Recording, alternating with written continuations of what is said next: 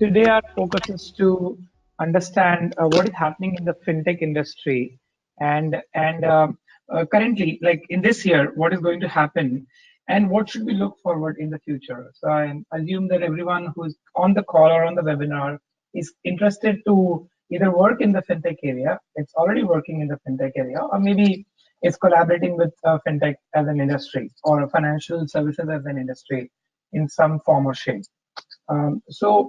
Before we move ahead, let me first just briefly go over the agenda. We'll define fintech very briefly. Then we'll see how it is disrupting multiple financial services. And then we'll focus on what's happening currently and what as per my understanding, as per my research, is going to happen over the next couple of years or few years. Okay. We'll also briefly touch about what are the different roles that you can find in fintech industry or career options. So let's first look at very quickly why there was a need of technology in financial services and how it operated for a very long time before fintech became what it is today. So I'm talking about few years back, like, or maybe a couple of decades back, when it started with traditional banking services and then it evolved into banking channels and services. You started using them for the purpose of taking a loan or storing your money inside a bank account. But what happened, or what used to happen, that there was very limited transparency in multiple processes that a bank operates on. For example, if you go for a loan, how does the bank really evaluate whether you're credit worthy or not? What is the selection process? Things were not disclosed very transparently, number one. Okay. Then there were multiple channels for you to connect with the bank. Even before ATM came into picture, there was only probably one brick and mortar branch somewhere near your house or maybe far away from your house, where you go and you do your transactions, either withdraw money, deposit money, or maybe pay some kind of EMI for your loans. And there was multiple channels that were reaching out to you, but not in a unified way. Okay, maybe there were phone calls that were made to you as a banking customer to take some banking services. And then after that, ATM came into picture. ATM basically was a revolution in the history of banking industry or financial services, where it actually gave you a lot of things at a very convenient location as a self-care or a self-service. But again, it was not enough. I'm talking about both the retail banking industry and also corporate banking industry, which was also fragmented in a way, which is more in the B2B space. The products were expensive. They are still expensive. The interest rates are still high. When you save your money, you don't get a lot of interest as an earning from the bank. But when you go for a loan, it is still high. Of course, it differs country to country. I'm just talking about emerging economies like India. And then there were other factors, like what about performance? How much time it takes to settle check, or how much time it takes to process any transaction. And in the olden days, even in countries like US, the settlement used to take a few days for a check in a bank. And today, you know that actually it happens very instantly, right? I'm not talking about check because new services like RTGS and IMPS has come into play. So check has actually become the most least preferred option to give someone a payment. In fact, you try to prefer doing it online. KYC was very manual. And then, and because of all these issues like less transparency, fragmented channels, multiple middlemen between you and the banking industry, there was a risk, and there is still a risk about companies which are too big to fail, or different type of frauds and risks that are there in the financial industry. We keep hearing about SBI, or we keep hearing about large number of NPAs in our bank. We know about what happened with Nirav Modi case. We know what happened with Vijay Mallya case. We know what happened when Lehman Brothers went down in 2008, and it brought down the complete market and economy with it, not just of US but the whole world. There was a spiral. After Lehman, there was bear steins and so on. So there are multiple issues, and then that's how technology started evolving very rapidly to see where it can help the financial services industry. Okay, so let's look at that. But before that, let's understand, if you talk in terms of money, the evolution of money started from a very olden days where you used to just barter things with each other, right? You buy you take my cows and I take your maybe the wheat and the rice. for example. That was a barter. That was a form of value. Then came cash, which was currency, but that stayed for a very, very long time as the only mode of transacting. And then came the cards in the form of debit cards, credit cards, merchant banking cards, discovery cards, value cards, etc. Then also it evolved into from just like debit and credit card to royalty cards, loyalty points, etc. from different banking institutions, financial service institutions, which you can use to transact anything. And then of late, like probably around 6-7 years back, or even a little bit before that, came the era of wallets or mobile wallets, which are mobile money. This happened because smartphone penetration rapidly increased everywhere in the globe, and it became a single form of medium for people to do a lot of transactions or usage on their palm. And that's why the banks realized that if I can bring banking to your palm, it can become even more convenient for my customers. Okay, and then when WhatsApp and WeChat and other type of messaging services became popular, including Facebook and other things, people started realizing that I can also use these services to transact money with my peers or with my friends. So now in WeChat in China, you can actually send money to someone. You don't have to go to a mobile wallet. WeChat has an integrated financial service on it. WhatsApp has the same, and so on. So if you see the evolution here, technology is making things more and more available, possible, faster, and cheaper, right? When you can transact someone with on a web messaging app, you don't have to spend your time to go to ATM or maybe to go online and send a money from some RTGS. Your time is money, right? If you spend that 5 minutes or 10 minutes to log into your account, and versus just going to a messaging app or a Paytm today that you use very regularly. So, so that's why if you look at the fintech market in India, let's look at that. It's not a small market at all. India is one of the largest market for financial services for most of the larger financial companies, including Google, which has launched multiple products like Google Pay. Now you see Phone Pay, which is a UPI version of it. So if you look at from the top, right, and look at merchant services which are in the payment industry like Razor Pay, Just Pay, and so on, which settle the payments for you on the banking or on the transaction channel. Then there are of course lending and banking institutes for both consumer and businesses. Okay, which are, if you talk about SME, they are the company which is a startup that gives you loan for small and medium enterprises if they want to run their business, if they can't just go and afford to take a loan from a regular banking institute. So they act like a middleman, they act like a marketplace. There is lending card there.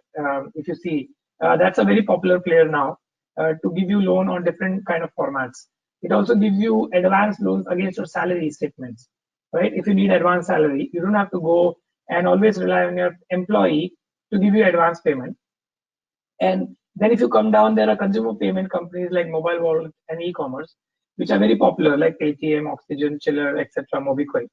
And then there are government initiatives now in the same space from NPCI and UPI, which is helping you to transact much faster, better, and cheaper.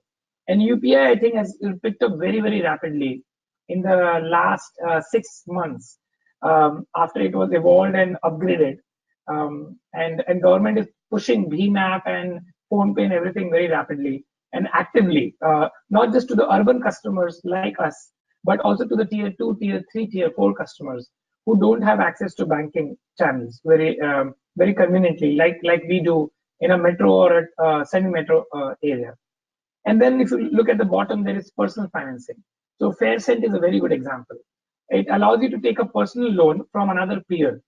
So what it is telling you that you do not always have to rely on a central institution like a bank to take a personal loan. You can actually use this marketplace and maybe take a loan from someone else on a personal loan basis. If your need is maybe, let's say, smaller, from maybe 10,000 rupees or 5,000 rupees to, let's say, 1 lakh rupee or 2 lakh rupee. So the amount is smaller, but it is very fast actually for you to take a loan. And not just to take a loan, but also if you have money and you want to lend to someone and earn a decent interest rate, FairCent is the right channel for it to go. And likewise, there are other types of services like Bank Bazaar, which give you policies, insurance, other things. There is Loan Tap, There is Credit Vidya, which does credit scoring for you. And I will talk and touch upon each of this in some or other examples as I move forward in the slide. So I wanted to give you a summary of different startups in the space of financial technology in India. And these are only few. By the way, these are 78 companies I'm looking at, but these are not the comprehensive picture. Okay. What it is telling you that in 2014, the investment done in fintech in India was 175 million.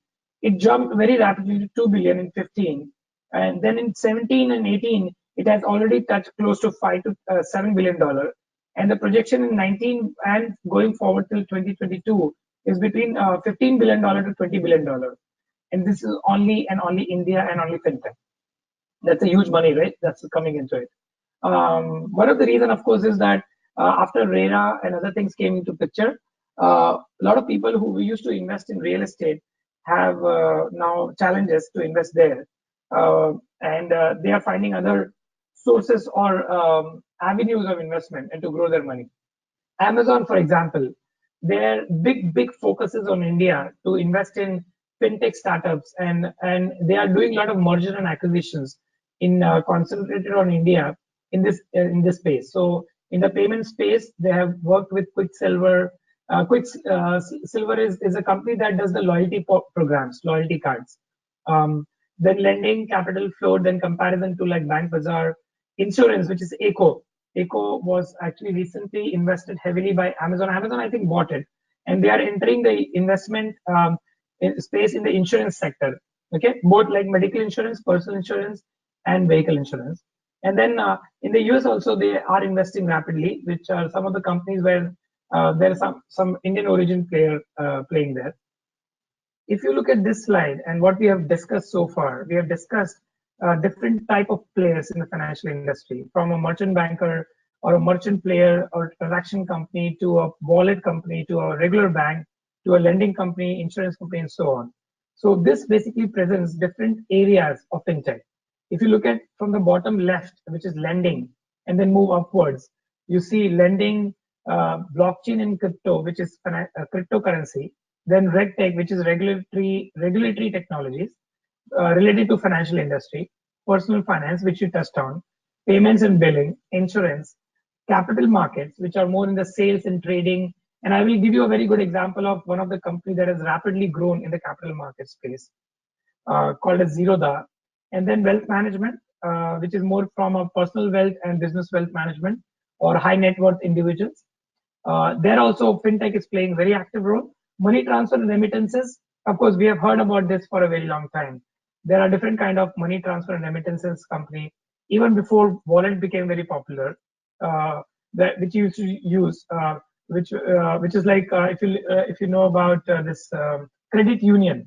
They used to have these stores, right? And likewise, where you go for a money transfer to some other country outside India. So they used to help you, and they still do that. They still do business, credit union, and so on. But then there is evolution of different kind of remittance company now.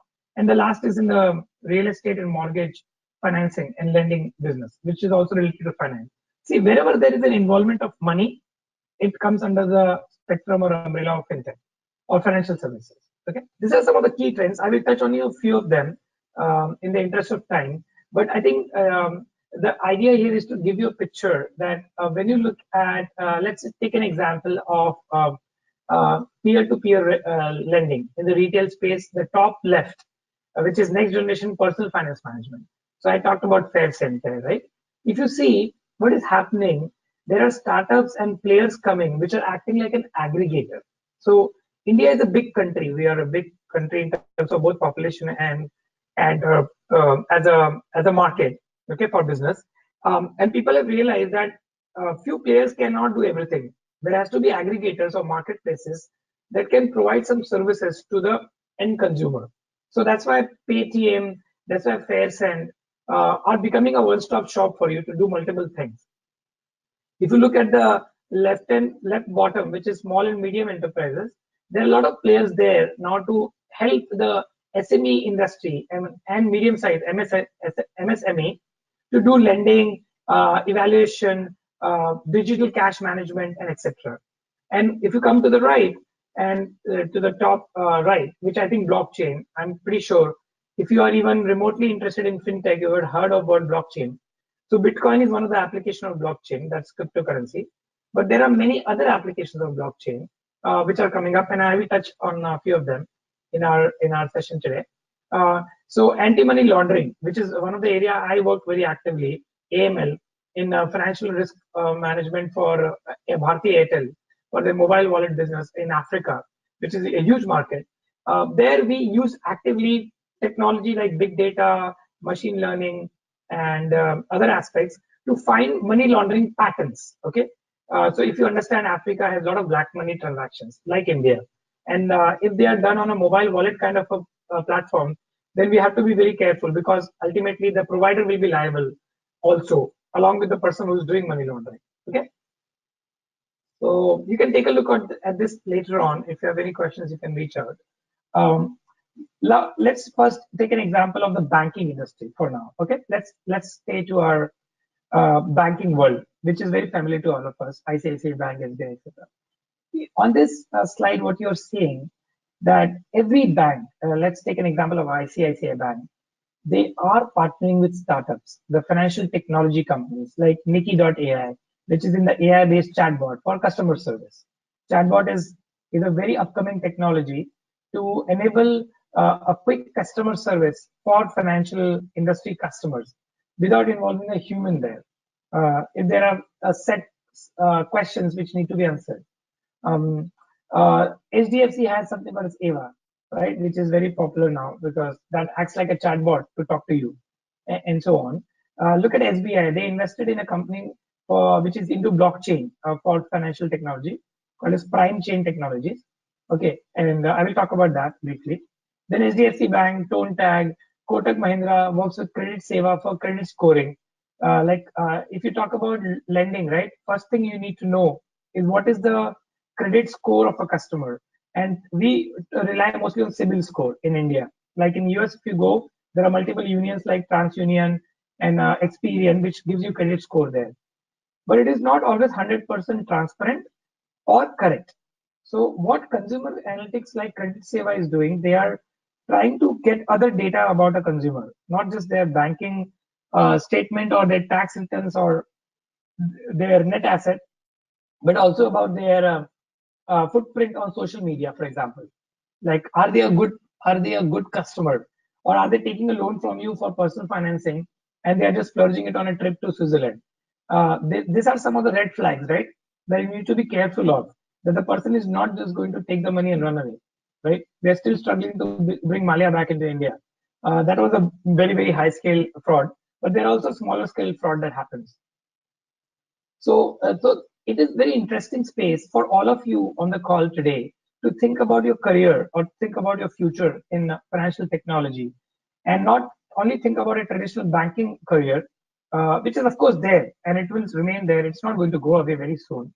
But there is a very evolving space of financial technology, which requires a lot of kind of experience, both in technology like software programming or IT information technology, but also in business aspects. Like they would need people who will understand consumer scoring and other things like how to satisfy a customer query on a customer experience channel like chatbot, or maybe how do I work on a relationship management for a high net worth individual.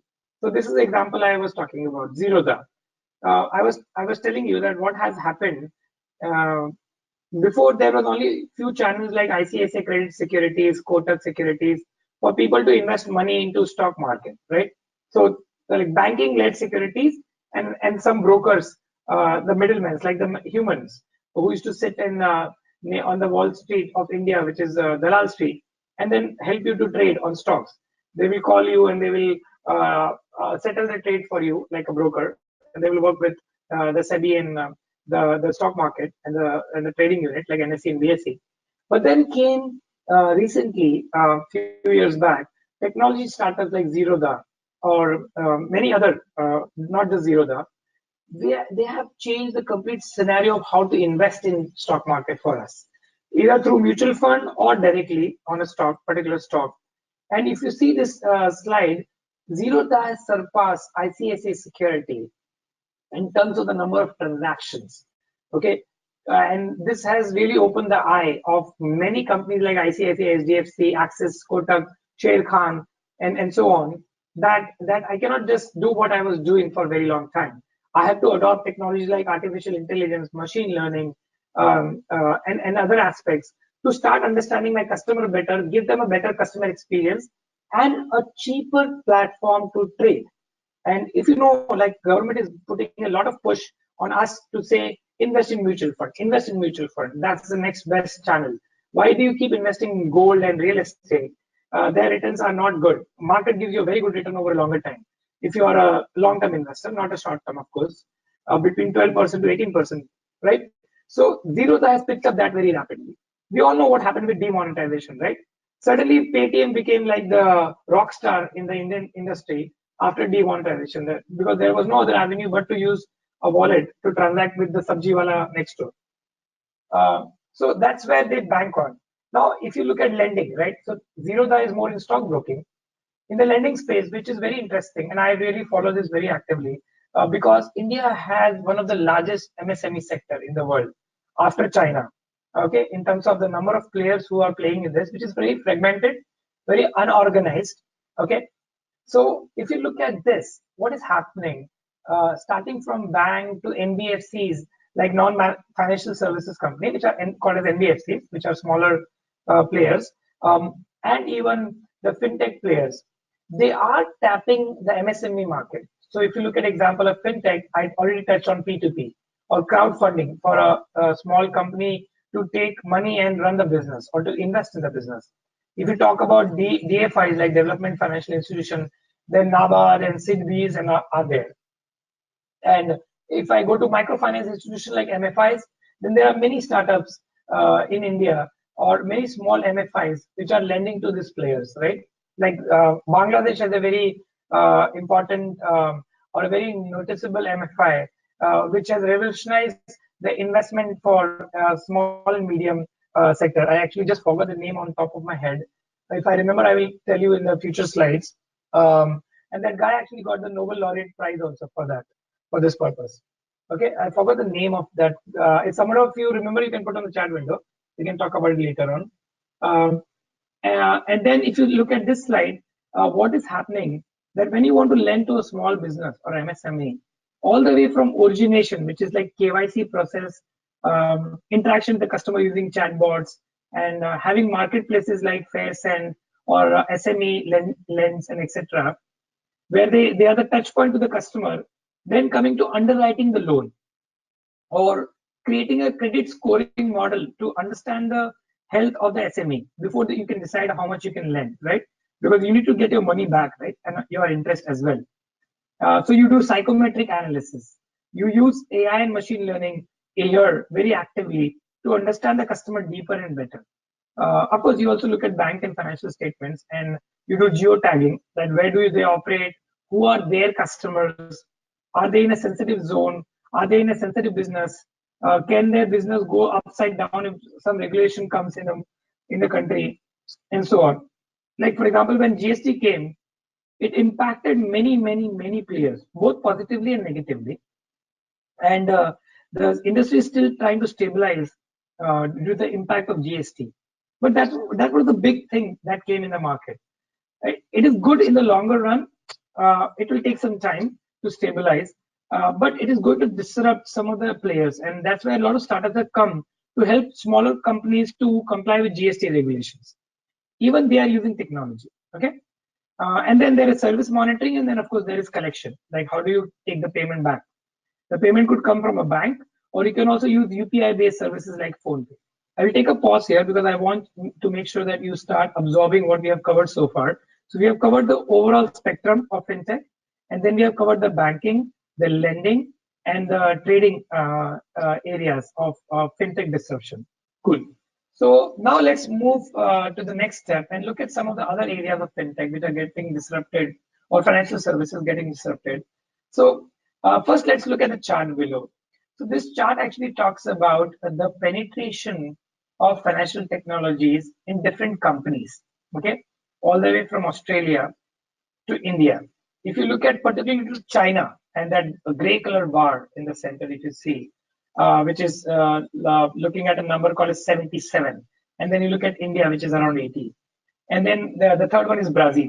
So it is this is telling you the penetration and the market growth in fintech in these countries. Okay, so which is very clear that India, China, and Brazil are the top three most populous nations, and Indonesia, for example. Indonesia is not here because it has just started growing as an economy in the recent years. But look at the comparison of these three countries with the rest of the developed economies. If you combine them three, they will actually surpass. So that means the most of the opportunities for you as a career professional will be in India and China. India, in fact, has surpassed China now. The reason is we are a heavy cash economy, and hence the government and other players are pushing to move us to a cashless economy. China has already rapidly increased their from cash to cashless mode. WeChat is a very perfect example. It is penetrated to the remotest area in China. Alibaba has a service called as Alipay, which can also be used to the remotest part of China to do transaction on Alibaba and pay through Alipay. So you don't need a cash in your hand. And look at some of the examples. Payroll, for example. So what is happening in the US? The payroll is a traditional industry, right, where you give a paycheck to your employee or settle it through a bank. But now what is happening when you get your payments, there is some business evolving where you say that instead of depositing my money in a bank, please go and deposit in my wallet. For example, I make let's say 1 lakh rupee. I can say, okay, deposit 20,000 in Paytm, 20,000 in PhonePe, maybe deposit 20,000 in something else, and the rest in my bank, and etc. You know why? Because more and more transactions, if they're done through your digital systems, you don't want to keep transferring money from your bank. What you do in Paytm today is you use your credit card, debit card to transfer the money, and then you do your transaction. But US has already picked up that spectrum. UPI, Unified Payment Interface, a very good success story for India, and Bharat QR. This has really given a boost for consumers to move from cash-based to digital alternatives. And I think I'm very impressed by how government has taken UPI and they have brought it to the consumer market. There are some challenges, of course. That is okay. As Indian, we have a habit to always complain about what is not working. But let's look at the positive side. A lot of things have started working, especially in the fintech industry. And the last is Policy Bazaar, a perfect story, a success story of insurance marketplace. I love this company. You know why? Because I know the founder very well, and I know their story, how they started and what happened. So Policy Bazaar and Bank Bazaar, and then of course, if you go to other channels, they have revolutionized the insurance sector, and there are some blockchain startups which are coming into insurance to provide better insurance premium and services to the customer, both for medical, health, personal, or vehicle and auto insurance, and of course property insurance as well. This I talked about already, so I won't spend time on this, which is Alipay. I already told you that Alipay has grown very rapidly, and in this slide, what you see, they're already a $150 billion in terms of the transactions that they do on them. And they are half the size of JP Morgan Chase, which is $391 billion approximately. And JP Morgan Chase exists for almost more than 120 years. And Alipay exists for less than 10 years. So that's the difference, right? You see the rapid growth of technology-enabled financial services. They are disrupting right and left everyone in their way. This number is not new. This is like probably almost 8 months old. So I'm pretty sure Alipay has already crossed maybe Citibank somewhere. Okay. Now let's talk about the different players in the payment processing system. Okay. I will just briefly touch on it, but I want to give you a feel that when you do a transaction from, let's say, from Calvin to Vinay, okay, as a customer, we only send, okay, Calvin send money to Vinay via Paytm. That good. As a consumer, we think Paytm is a person involved in the entire transaction, but that's not true, right? Or Calvin sent money to Vinay using ICICI Bank. There are multiple parties here which come into play in different forms. Okay, there are companies which are acquirers or processors, which basically acquire transactions from different parties. There are companies like card networks. So if you take a transaction on an MX card or a Visa card, they provide you that interface and that service to connect with your bank to settle a transaction or a payment. Then there are issuers, which issue the underwriting part of the transaction and secure the transaction, and give kind of an insurance to it. And then there are gateways, like the channel where the money flows from. So when I go to Paytm and I open my account and say transfer money to Kelvin, what happens first is Paytm checks my balance in the wallet and then say, okay, he has sufficient money. If not, then he will ask you to load the money. You will go to a credit card or a debit card or a net banking and then load the money. So there will be a bank involved here. Then you say settle. Then Paytm will go to a gateway. The Paytm might have their own gateway, or they might use someone as an existing gateway service. If you have heard of BillDesk, BillDesk is one of the very popular gateway in India. So then that gateway will say, okay, you want to do a transaction from party A to party B. This is the money involved. Okay, I can settle the transaction and transfer the money, and on the other side. And then it will go to the wallet number 2, which is Calvin's wallet, and it will appear and show in his wallet as a money. But that money has to be safeguarded by someone, right? It is only a digital number in the wallet. So somebody has to make sure that somebody has kept aside that much amount of money in the bank. Because you know what? RBI has a mandate on every bank that if your customer has totally put, let's say, 1,000 crore in SDFC, then you have a requirement of maintaining some amount of money every day as a reserve ratio into RBI, so that tomorrow if you falter and if you go bankrupt, at least those people who have deposited money in you can get their money back. There is some insurance there, right? So that's why there are multiple parties, and it's not very easy. But what I want to touch upon, that all of these parties are getting disrupted by financial technologies. Okay, I already touched lending cards, so I won't spend time here, which is about microfinancing, advanced salary, and those kind of services. China also have a lot of these startups, and India also recently have seen a lot of them coming up. They are getting investments. They are growing very rapidly. They are hiring very rapidly, and there are also probably mergers and acquisition happening in this space, like big companies or big banks buying the smaller players. Uber, a very interesting example. I actually, when I was researching about different kind of banking services, this is one which is my favorite.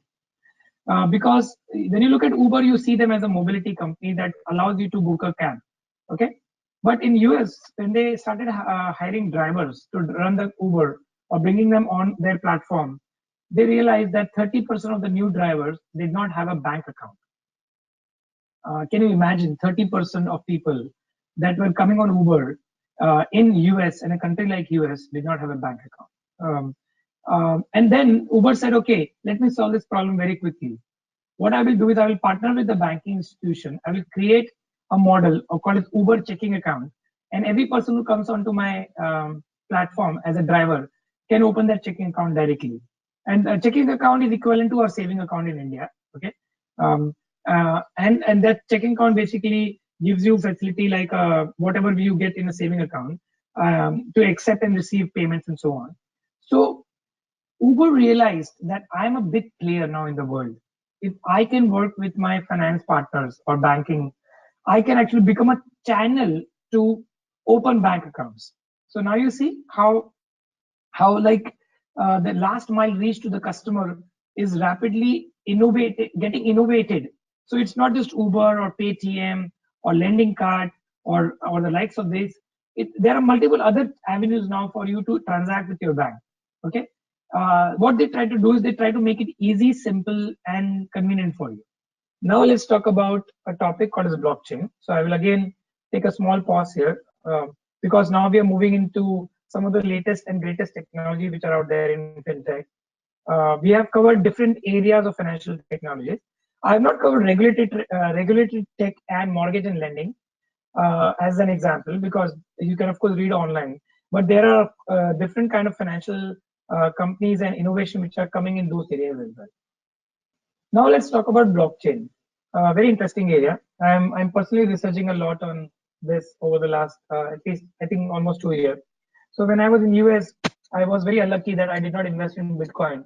My colleagues told me that time I was working with Goldman Sachs, and Bitcoin just launched, and they launched at $31, I think, one Bitcoin, or that time it was $31. Somebody told me buy it, man, and then when after I was leaving for India to come back here for good, I realized it has touched $11,000. Now it has come back to somewhere around $3,000 to $4,000. But anyways, the aspect here is blockchain is a technology which allows you to decentralize the trust. What I mean by that, let me take a simple example. Think of a bank now, like SDFC. You go, you deposit your money in SDFC. SDFC work with RBI, and RBI and SDFC are responsible to ensure that your money is safe. And then you get that currency on which there is a bearer, which is RBI, the governor of India, that says, I agree to pay the sum of rupee 100 to you, correct? So there is government, RBI, and bank. Now what we are saying, let's take an example of Zimbabwe or Argentina, which had ultra high inflation and their economy almost collapsed. Their currency was worthless. Now that kind of a scenario can happen to any country, right? So you and I are trusting one or two entities for our money and for our transactions. So the inventor of Bitcoin, not Bitcoin, blockchain, said, why don't I do one thing? I distribute the ledger and decentralize this database. And let's say me, Calvin, and 10 of you come together. We trust each other and we trust a system. We say, okay, what we will do, we will use blockchain, and we'll only transact through blockchain now going forward. So there will be a transaction, let's say money transferred from person A to person B, and in the system you are just an ID, and the system will settle the transaction and it will be recorded in a page, okay? And all the rest of 9 people, apart from me and Kelvin, will also see that transaction. They won't know that Vinay is the one transferring money to Calvin, but they will know that money transferred from point A to point B, and we are the proof of it. We are the eyewitnesses, you can call it, to simplify, and it gets stored. Okay. Now this transaction is stored on a page, and likewise, let's say many transactions will come and they keep getting stored on a page, and they are stored with a crypted way. They are encrypted basically. They are not stored like 100 rupees transferred from person A to person B. They are encrypted by technology, so you can't decrypt it very easily. But after the page is full, you will create a new page of transactions, but you will link this new page with the previous page, okay? Through again a crypto code. It's called as the hash code, okay? And that way you will keep connecting pages and they will become a block. So that's why what you're doing, you're creating a chain of blocks, and hence the word called as blockchain. And the most important part is you cannot mutate it. You cannot change that transaction once it is stored in the page, in the ledger. So that's why, number one, the trust is not distributed among all of us, okay? And let's not take an example of 11. Typically in a blockchain, there are many hundred of people or few thousand of people, okay? Now if the system has to go corrupt, the 51% of this 11 have to collude together to make it corrupt. But if a bank has to go corrupt, it has to be only the bank and maybe some institution. Of course, it is difficult for us to think that a bank can go corrupt. But what I'm trying to say, what happened in the case of Vijay Mallya or Nirav Modi and the likes, is that there is also this middleman who can actually do some favor to you and give you money even without knowing that what is your credit history or score. Versus if you come into a blockchain kind of a system, it becomes a distributed ledger. So I will highly recommend you read this offline. But what is happening in the US, that Bitcoin or altcoin, which is a blockchain-based cryptocurrencies, are now accepted by retailers as a mode of payment. And the point here is that the cost of transacting on a Bitcoin, which is BitPay, is less than 3% transaction fee for a credit card. So you see, it is cheaper. It will become faster over a period of time, and it is most trustworthy. You won't understand everything about blockchain today, but you should probably read about it later on. It's very interesting. and also very, very important from a financial technology perspective. Last area that we'll talk about is robotic process automation. Okay, in terms of technology, this is very simple. This is telling you that can I use AI and machine learning to handle high volume transactions and repeatable tasks and automate them to perform them faster. Okay, and this is something very rapidly used by multiple, not just financial industry, but every different company to automate the process which are more mundane in nature and repeatable in nature. Okay, so now we are concluding our session with the slides about what are the different careers option available in FinTech. This was a news in Economics Time that talks about the different functional area like IT, sales, finance, corporate planning, top management, the experience, and the course which are hiring in FinTech industry like the likes of FIServ, KPMG, UBS, and so on. What this slide is trying to make a statement here that if you look at the industry, the financial service and stockbroking industry is rapidly hiring FinTech people. And the role is not only IT and telecom or software development. There is also sales, business development, and so on. Okay. These are some of the stakeholders. You can read about this offline. I think we have covered all of them in some of the other shape. This slide says the role of payment. So financial industry is now growing out of the core banking into areas like payments, personal finance management, and so on, with the help of startups or things like Apple Pay, PayPal, Lending Club, and so on. And I will not touch a lot on this because I've covered in some form or shape, but I want to stress a point that technologies like artificial intelligence, machine learning, data analytics, blockchain, IoT, RPA, robotic process automation, and so on, they are actually solving all those challenges that we have seen in the slide 1 about transparency, speed, scoring, performance, and fraud detection, and so on. And that's it for today. So Kelvin, we can open it up for Q&A now. We all know about Aadhaar, eKYC, and Indian stack. How do you assess regulatory environment for fintechs in future? How do you assess? So Aadhaar is one of the revolution. It is actually a case study for many people, not just in India but outside India, which was one of the biggest success story from India. Of course, Aadhaar had some challenges. So recently, the Supreme Court a version of the data privacy and consumer privacy about their financial health. Some part of the Aadhaar were shot down by them, like telecom cannot use Aadhaar for KYC purpose. So the positive side of the Indian stack, like Aadhaar and other aspects, is that they are bound to happen. It is, if I think of the future, the regulatory environment have to adopt technologies like Aadhaar and other aspects for both eKYC, auditing, compliance, fraud, and risk assessments. Number one.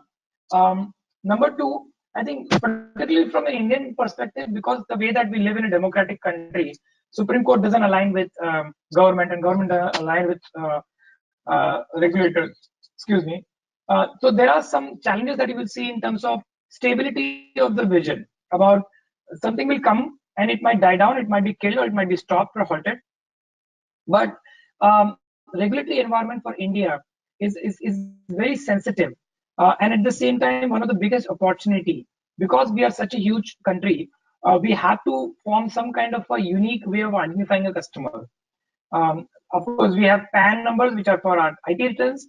We have Aadhaar card now, and God knows what will come in the future. Maybe there's a new number that will come up.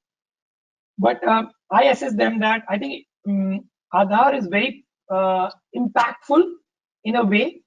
It has opened the eyes of the world and also India that we have to have a system that is going to unify. Like in US, we have Social Security number SSN.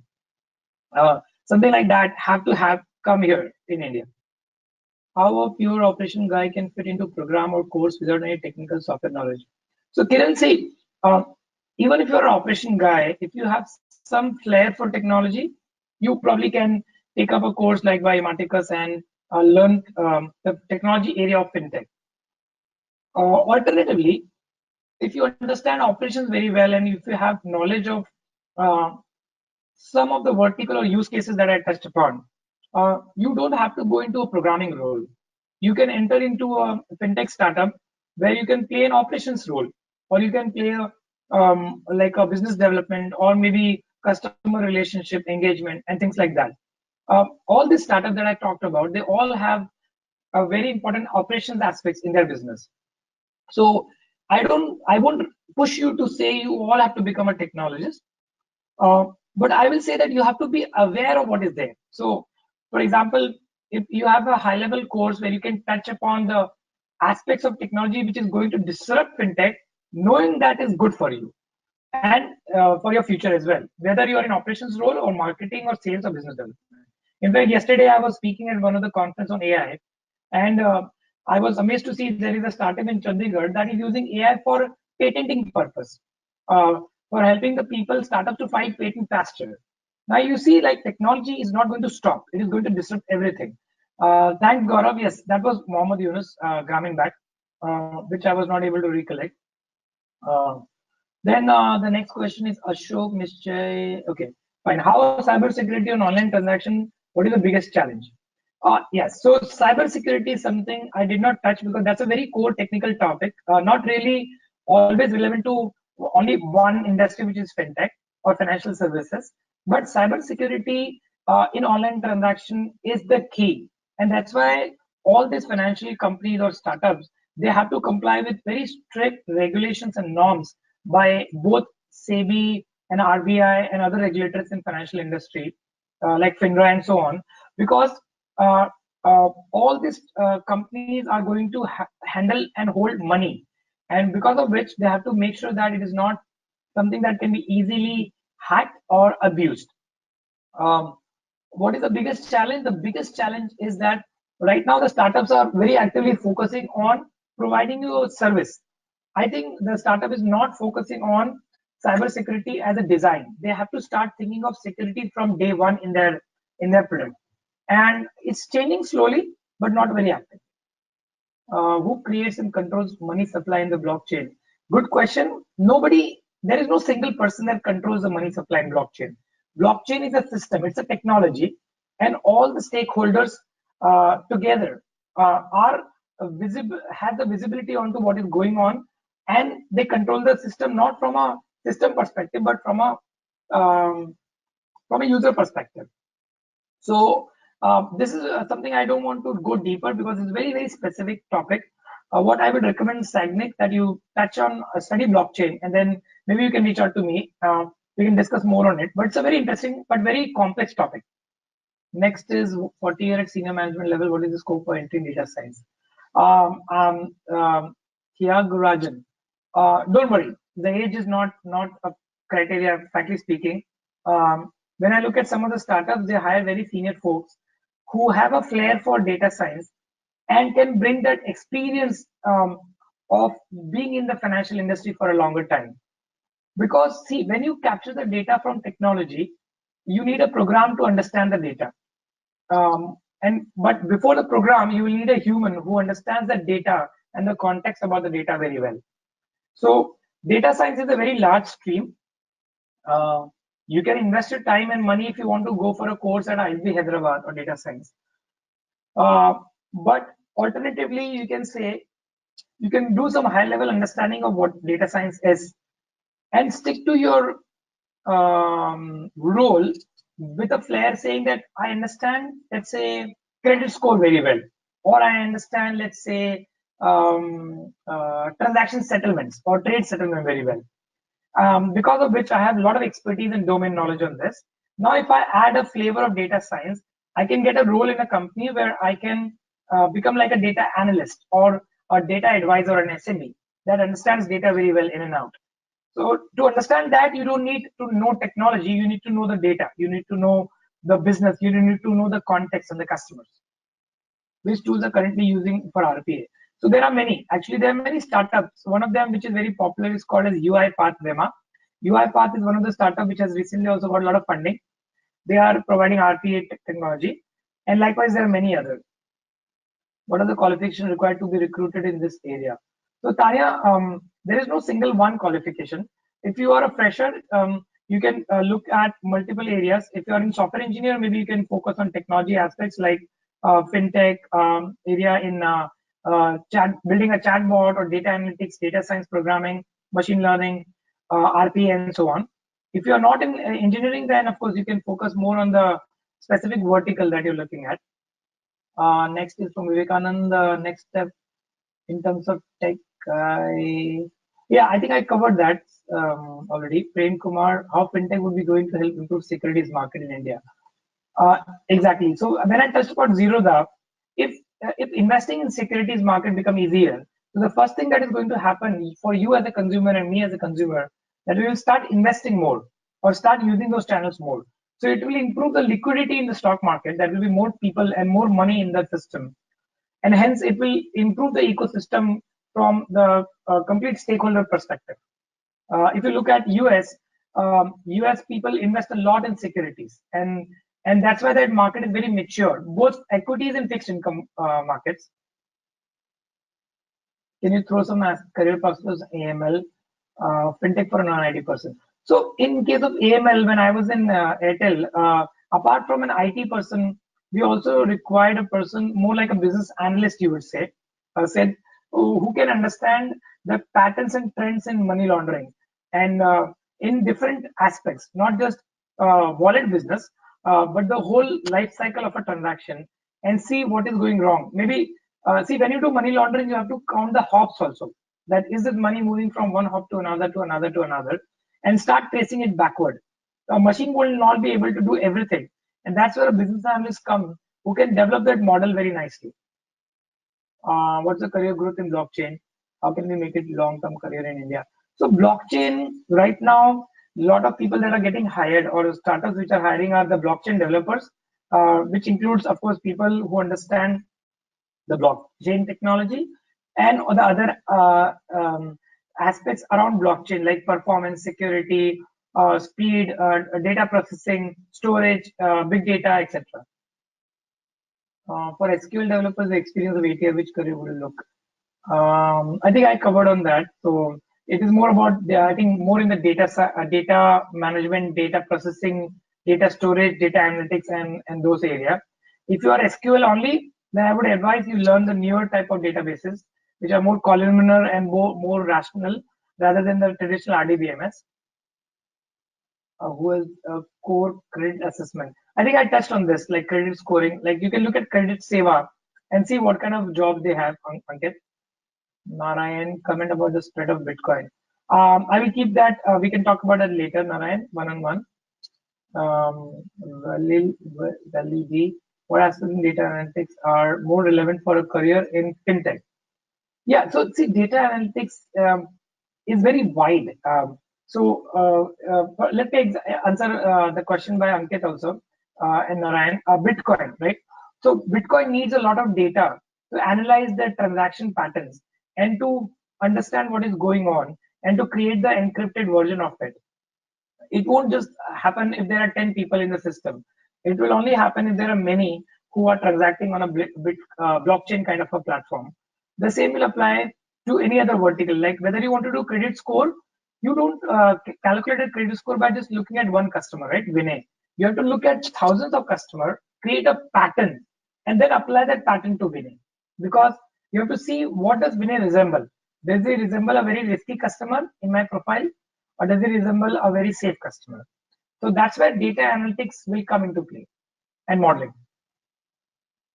Person in retail lending experience, sales and marketing, have a career in fintech. So that's, Rahul, I think you have a fantastic opportunity to work in the fintech startups or mid-sized space, or even a bank who's looking for a fintech guy to sell fintech services to the customer, right? So when you talk about marketing and sales, right? If I want to make my chatbot as very popular product and reduce the reliance on using the people in the BPO and reduce my cost, you will have to do a very good marketing tactics around your chatbot product so that customers start using your product.